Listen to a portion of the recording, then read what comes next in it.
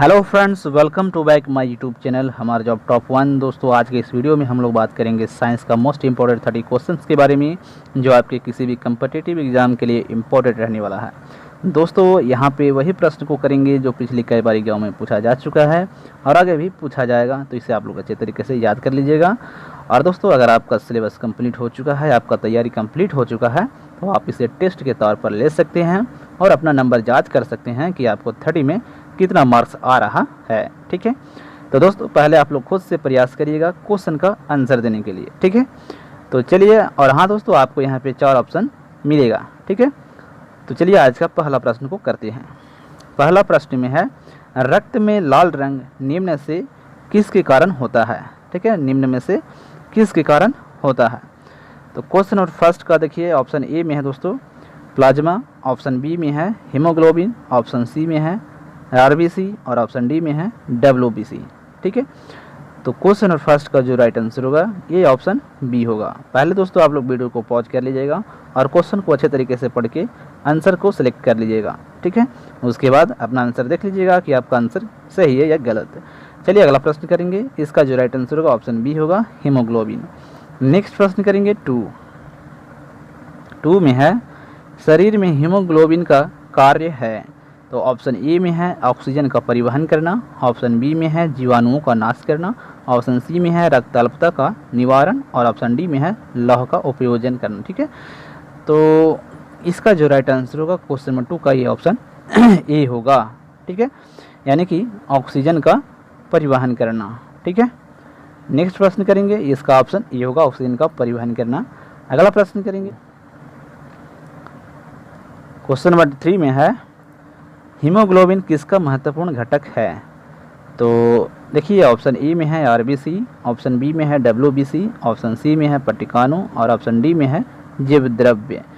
तो question number 3 का जो राइट आंसर होगा ऑप्शन ए होगा, यानी कि आरबीसी का। ठीक है, अब देखिए दोस्तों, यहाँ पे आरबीसी है तो इसका आप लोग फुल फॉर्म थोड़ा सा जान लीजिए। इसका जो फुल फॉर्म होता है रेड ब्लड सेल होता है, और इसका जो फुल फॉर्म होता है डब्ल्यूबीसी का, ये होता है वाइट ब्लड सेल। एग्जाम में पूछ लेता है फुल फॉर्म भी।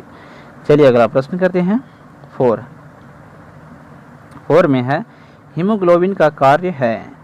तो ऑप्शन ए में है एमिनो अम्ल उपलब्ध कराना, ऑप्शन बी में है ऑक्सीजन ले जाना, ऑप्शन सी में है एंजाइम उपलब्ध कराना और ऑप्शन डी में है उत्सर्जन में सहायता करना। तो क्वेश्चन नंबर 4 का जो करेक्ट आंसर होगा ये ऑप्शन बी होगा, यानी कि ऑक्सीजन ले जाना। ठीक है, ऑक्सीजन ये ले जाता है हीमोग्लोबिन। नेक्स्ट प्रश्न करेंगे 5 में है, निम्नलिखित में से किसकी सहायता से रक्त द्वारा ऑक्सीजन ले जाया जाता है। तो ऑप्शन ए में है लोहित कोशिकाएं, ऑप्शन बी में है बिंबाणु, इसे इंग्लिश में थ्रोम्बोसाइट्स बोलते हैं, ऑप्शन सी में है लसिकाणु और इसे इंग्लिश में लिम्फोसाइट बोलते हैं, ऑप्शन डी में है श्वेताणु और इसे इंग्लिश में ल्यूकोसाइट बोलते हैं। तो क्वेश्चन नंबर 5 का जो करेक्ट आंसर होगा ऑप्शन ए होगा, यानी कि लोहित कोशिकाएं। ठीक है, निम्नलिखित में से किसकी सहायता से रक्त द्वारा ऑक्सीजन ले जाया जाता है। तो लोहित कोशिकाएं इसका राइट आंसर होगा। नेक्स्ट प्रश्न करेंगे 6 में है, मानव शरीर में भीतर खून निम्न में से किसकी उपस्थिति के कारण नहीं जमता है। ठीक है, तो ऑप्शन ए में है हीमोग्लोबिन, ऑप्शन बी में है हिपेरिन, ऑप्शन सी में है फाइब्रिनोजन और ऑप्शन डी में है इनमें से कोई नहीं। ठीक है, तो क्वेश्चन नंबर 6 का जो करेक्ट आंसर होगा ऑप्शन बी होगा, यानी कि हिपेरिन। ठीक है, हमारे शरीर में जो रक्त होता है दोस्तों वो किसके कारण नहीं जमता है। तो हिपेरिन नामक प्रोटीन के कारण। ठीक है, अगला प्रश्न करते हैं 7 में है, रुधिर से प्लाज्मा में निम्नलिखित में से किसके द्वारा एंटीबॉडी निर्मित होती है। तो ऑप्शन ए में है मोनोसाइट्स, ऑप्शन बी में है लिम्फोसाइट, ऑप्शन सी में है इसोसिनोफिल और ऑप्शन डी में है न्यूट्रोफिल। तो क्वेश्चन नंबर 7 का जो करेक्ट आंसर होगा ऑप्शन बी होगा, यानी कि लिम्फोसाइट। ठीक है, अगला प्रश्न करेंगे 8 में है, लाल रक्त कणिकाएं यानी आरबीसी कहाँ उत्पन्न होती है। मोस्ट इंपॉर्टेंट वीवीआई क्वेश्चन है, ये रिपीट हो चुका है एग्जाम में। ठीक है, एनटीपीसी 2021 में बार बार पूछा गया है।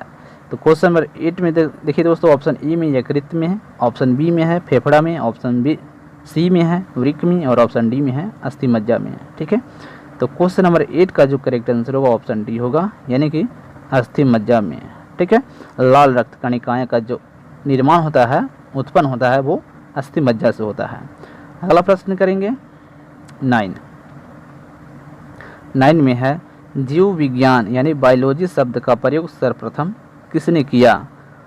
तो ऑप्शन ए में है अरस्तु ने, ऑप्शन बी में है पुरकिंजी ने, ऑप्शन सी में है वॉन मॉल ने, और ऑप्शन डी में है लेमार्क तथा ट्रेविरेंस ने। तो क्वेश्चन नंबर 9 का जो करेक्ट आंसर होगा ये ऑप्शन डी होगा, यानी कि लेमार्क तथा ट्रेविरेंस ने। ठीक है, नेक्स्ट प्रश्न करेंगे 10 में है जीव विज्ञान के जनक यानी फादर ऑफ बायोलॉजी के नाम से जाने जाते हैं। तो ऑप्शन ए में है दोस्तों अरस्तु, ऑप्शन बी में है डार्विन, ऑप्शन सी में है लेमार्क, और ऑप्शन डी में है पुरकिंजे। तो क्वेश्चन नंबर 10 का जो करेक्ट आंसर होगा ऑप्शन ए होगा, यानी कि अरस्तु को। ठीक है, जीव विज्ञान का जनक किसे कहता है? तो अरस्तु को कहा जाता है। अगला प्रश्न करेंगे 11 में है चिकित्सा शास्त्र का जनक किसे कहा जाता है? तो ऑप्शन ए में है अरस्तु, ऑप्शन बी में है थियोफ्रेस्टस, ऑप्शन सी में है हिप्पोक्रेटस, और ऑप्शन डी में है गैलन। तो दोस्तों क्वेश्चन नंबर 11 का जो करेक्ट आंसर होगा ऑप्शन सी होगा, यानी कि हिप्पोक्रेटस को। ठीक है, चिकित्सा शास्त्र का जनक किसे कहा जाता है? तो हिप्पोक्रेटस को कहा जाता है। नेक्स्ट प्रश्न करेंगे 12। सारे प्रश्न दोस्तों ये इंपॉर्टेंट है, एग्जाम में पूछा जा चुका है और आगे भी यही सारे प्रश्न रिपीट होते रहते हैं। तो क्वेश्चन नंबर 12 में बोल रहा है बॉटनी यानी बायोलॉजी शब्द की उत्पत्ति किस भाषा के शब्द से हुई है? तो ऑप्शन ए में है फ्रेंच, ऑप्शन बी में है लैटिन, ऑप्शन सी में है पुर्तगाली, और ऑप्शन डी में है ग्रीक। तो क्वेश्चन नंबर 12 का जो करेक्ट आंसर होगा ये ऑप्शन डी होगा, यानी कि ग्रीक से। ठीक है, बॉटनी शब्द की जो उत्पत्ति हुई है ये हुई है दोस्तों ग्रीक भाषा से। अगला प्रश्न करेंगे 13 में है फाइकोलॉजी में किसका अध्ययन किया जाता है? तो ऑप्शन ए में है शैवाल का, ऑप्शन बी में है कवक का, ऑप्शन सी में है पारिस्थितिकी का, और ऑप्शन डी में है विषाणु का। तो क्वेश्चन नंबर 13 का जो करेक्ट आंसर होगा ये ऑप्शन ए होगा, यानी कि शैवाल का। ठीक है, फाइकोलॉजी में शैवाल का अध्ययन किया जाता है। अगला प्रश्न करेंगे 14 में है पर्यावरण का अध्ययन जीव विज्ञान की किस शाखा के अंतर्गत किया जाता है? तो ऑप्शन ए में है कार्यिकी, ऑप्शन बी में है आनुवंशिकी, ऑप्शन सी में है पारिस्थितिकी, और ऑप्शन डी में है वर्गीकी। ठीक है, तो दोस्तों क्वेश्चन नंबर 14 का जो करेक्ट आंसर होगा ये ऑप्शन सी होगा, यानी कि पारिस्थितिकी का अध्ययन किया जाता है। ठीक है, ऑप्शन सी पर्यावरण का अध्ययन जीव विज्ञान की किस शाखा के अंतर्गत किया जाता है? तो पारिस्थितिकी के अंतर्गत। ठीक है, अगला प्रश्न करेंगे 15 में है डेंड्रोलॉजी का संबंध है। तो दोस्तों इसका जो करेक्ट आंसर होगा 15 का, देखिए ऑप्शन ए में है पुष्पों के अध्ययन से, ऑप्शन बी में है वृक्षों के अध्ययन से, ऑप्शन सी में है झाड़ियों के अध्ययन से, और ऑप्शन डी में है पौधों के अध्ययन से। ठीक है, तो क्वेश्चन नंबर 15 का जो करेक्ट आंसर होगा ये ऑप्शन सी होगा, यानी कि झाड़ियों के अध्ययन से। ठीक है, डेंड्रोलॉजी में झाड़ियों का अध्ययन किया जाता है। अगला प्रश्न करेंगे 16 में है पुष्पों का अध्ययन कहलाता है। तो ऑप्शन ए में है एंथोलॉजी, ऑप्शन बी में है एग्रोस्टोलॉजी, ऑप्शन सी में है फिनोलॉजी, और ऑप्शन डी में है पॉलिनोलॉजी। दोस्तों 16 का जो करेक्ट आंसर होगा ये ऑप्शन ए होगा, यानी कि एंथोलॉजी। ठीक है, पुष्पों का अध्ययन जो किया जाता है वो एंथोलॉजी में किया जाता है। ठीक है, और एग्रोस्टोलॉजी में दोस्तों घासों का अध्ययन किया जाता है, ये भी याद रखिएगा। अगला प्रश्न है 17 में है जीवों एवं वातावरण के अंतर अभिक्रिया से संबंधित जीव विज्ञान की शाखा कहलाती है। तो ऑप्शन ए में जो है दोस्तों ये है पादप भूगोल, ऑप्शन बी में है पारिस्थितिकी, ऑप्शन सी में है कार्यिकी, और ऑप्शन डी में है आनुवंशिकी। तो क्वेश्चन नंबर 17 का जो करेक्ट आंसर होगा ऑप्शन बी होगा, यानी कि पारिस्थितिकी। ठीक है, अगला प्रश्न करेंगे 18 में है स्पर्मोलॉजी में अध्ययन होता है। तो ऑप्शन ए में है बीजों का, ऑप्शन बी में है पत्तियों का, ऑप्शन सी में है फलों का, और ऑप्शन डी में है परागकणों का। तो क्वेश्चन नंबर 18 का जो करेक्ट आंसर होगा ये ऑप्शन ए होगा, यानी कि बीजों का अध्ययन किया जाता है स्पर्मोलॉजी में। ठीक है, अगला प्रश्न करेंगे 19 में है एग्रोस्टोलॉजी में अध्ययन होता है। तो ऑप्शन ए में है तेल बीजों का, ऑप्शन बी में है फसलों का, ऑप्शन सी में है घासों का और ऑप्शन डी में है फलों का। तो क्वेश्चन नंबर 19 का जो करेक्ट आंसर होगा ये ऑप्शन सी होगा, यानी कि घासों का अध्ययन किया जाता है एग्रोस्टोलॉजी में। ठीक है, अभी मैंने आपको बताया था। चलिए अगला प्रश्न करते हैं 20 में है प्रकाश संश्लेषण के दौरान पैदा होने वाले ऑक्सीजन का स्रोत है।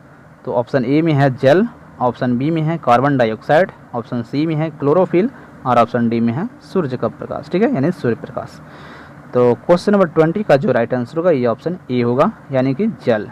ठीक है, प्रकाश संश्लेषण के दौरान जो पैदा होता है दोस्तों, पैदा होने वाले ऑक्सीजन का स्रोत जो है वो है दोस्तों जल। ठीक है, नेक्स्ट प्रश्न करेंगे 21 में है नींबू में कैंकर रोग होता है। तो दोस्तों ऑप्शन ए में इसमें है कवक से, ऑप्शन बी में है जीवाणु से, ऑप्शन सी में है वायरस से और ऑप्शन डी में है निमेटोड से। तो क्वेश्चन नंबर 21 का राइट आंसर होगा ऑप्शन बी, यानी कि जीवाणु से। ठीक है, और इसे बैक्टीरिया भी बोला जाता है, याद रखिएगा। और जीवाणु का जो खोज किए थे दोस्तों ये भी पूछ लेता है, तो इसका जो खोज किए थे ल्यूवेनहॉक ने किए थे और वायरस का खोज किए थे इवानोविस्की ने। ठीक है, दोनों को याद रखिएगा। अगला प्रश्न करेंगे 22 में है फूल गोभी का खाने योग्य भाग है। तो ऑप्शन ए में है फल, ऑप्शन बी में है पुष्पक्रम, ऑप्शन सी में है वृक्ष और ऑप्शन डी में है कलिका। तो दोस्तों 22 का जो राइट आंसर होगा ये ऑप्शन बी होगा, यानी कि पुष्पक्रम। फूलगोभी का हम लोग जो भाग खाते हैं वो पुष्पक्रम होता है। नेक्स्ट प्रश्न करेंगे 23 में है पशुओं में होने वाला अफरा रोग का कारण है। तो ऑप्शन ए में है जीवाणु, ऑप्शन बी में है विषाणु, ऑप्शन सी में है कवक और ऑप्शन डी में है दूषित आहार। तो क्वेश्चन नंबर 23 का जो राइट आंसर होगा ऑप्शन डी होगा, यानी कि दूषित आहार। ठीक है, पशुओं में जो अफरा रोग होता है दोस्तों वो दूषित आहार के कारण होता है। अगला प्रश्न करेंगे 24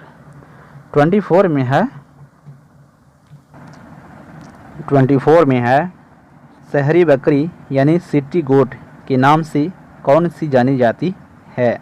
तो ऑप्शन ए में है बीकानेरी, ऑप्शन बी में है बरबरी, ऑप्शन सी में है जमुनापारी और ऑप्शन डी में है इनमें से सभी। तो क्वेश्चन नंबर 24 का राइट आंसर होगा ऑप्शन बी, यानी कि बरबरी। ठीक है, शहरी बकरी के जिस नाम से जाना जाता है वह दोस्तों बरबरी। अगला प्रश्न करेंगे 25 में है गेहूं में खाने योग्य भाग कौन सा है। तो ऑप्शन ए में है भ्रूणपोष, ऑप्शन बी में है बीजपत्र, ऑप्शन सी में है बीज, ऑप्शन डी में है एरियल। ठीक है, तो क्वेश्चन नंबर 25 का जो करेक्ट आंसर होगा ऑप्शन ए होगा, यानी कि भ्रूणपोष। ठीक है, गेहूं का जो भाग खाया जाता है वो हम लोग खाते हैं दोस्तों भ्रूणपोष। ठीक है, नेक्स्ट प्रश्न करेंगे 26 में है लीची का खाने योग्य भाग है। तो लीची का जो खाने योग्य भाग है दोस्तों, तो देखिए ऑप्शन ए में है बीज, ऑप्शन बी में है एरेल, ऑप्शन सी में है मध्य भित्ति और ऑप्शन डी में है भ्रूणपोष। ठीक है, तो 26 का जो करेक्ट आंसर होगा ऑप्शन बी होगा, यानी कि एरियल। ठीक है, लीची का जो भाग खाया जाता है वह है दोस्तों एरियल। अगला प्रश्न करेंगे 27 में है केल्विन स्केल पर कमरे का सामान्य ताप होता है। तो ऑप्शन ए में है 37 केल्विन, ऑप्शन बी में है 373 केल्विन, ऑप्शन सी में है 300 केल्विन और ऑप्शन डी में है 310 केल्विन। तो 27 का राइट आंसर होगा ऑप्शन सी, यानी कि 300 केल्विन। ठीक है, नेक्स्ट प्रश्न करेंगे 28 में है 1 न्यूटन किसके बराबर होता है। तो ऑप्शन ए में है 9.8 मीटर, ऑप्शन बी में है 10 की पावर 5 डाइन, ऑप्शन सी में है 10 की पावर 7 अर्ग और ऑप्शन डी में है 4.18 जूल। तो क्वेश्चन नंबर 28 का जो राइट आंसर होगा ये होगा दोस्तों ऑप्शन बी, यानी कि 10 की पावर 5 डाइन। ठीक है, 1 न्यूटन बराबर 10 की पावर 5 डाइन के बराबर होता है।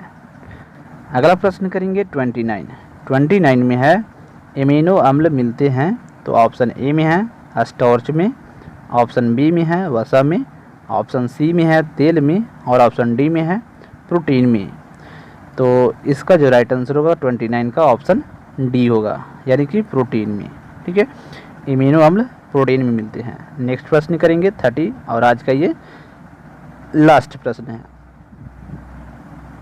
तो 30 में है पारा का अयस्क है, तो ऑप्शन ए में है गैलेना का, ऑप्शन बी में है कैलोमाइट का, ऑप्शन यहाँ पे सी होगा। ठीक है, ऑप्शन सी में है सिनेबार और ऑप्शन डी में है पेट्साइट। तो दोस्तों इसका जो राइट आंसर होगा क्वेश्चन नंबर 30 का, ये ऑप्शन सी होगा, यानी कि सिनेबार। ठीक है, सिनेबार का अयस्क है पारा। ठीक है, और इसे Hg भी कहा जाता है, मरकरी। तो दोस्तों इस वीडियो के अंदर हम लोग मोस्ट इम्पॉर्टेंट 30 प्रश्न को कंप्लीट किए हैं।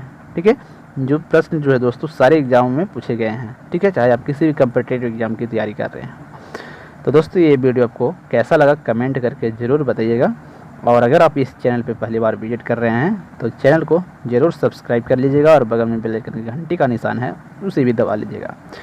तो दोस्तों मिलते हैं फिर अगले वीडियो में, तब तक के लिए जय हिंद।